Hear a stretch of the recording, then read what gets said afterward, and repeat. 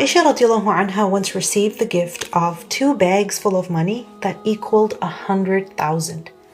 On that day, Aisha radiallahu anha was fasting, and she began giving that money as charity until there was none left.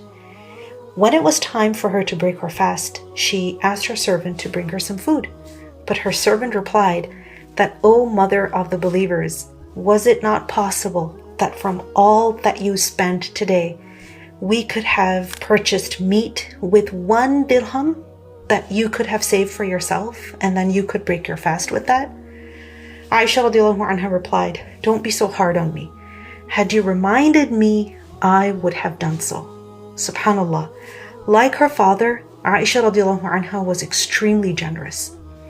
In Juz 29 of the Quran, in Surah Al-Ma'arij, Allah subhanahu wa ta'ala tells us about the generosity of the people of paradise.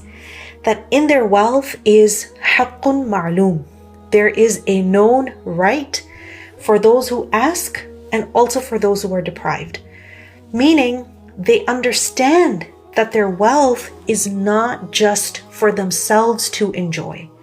They know that in their wealth, others also have a share, which is why they don't keep everything they have for themselves only.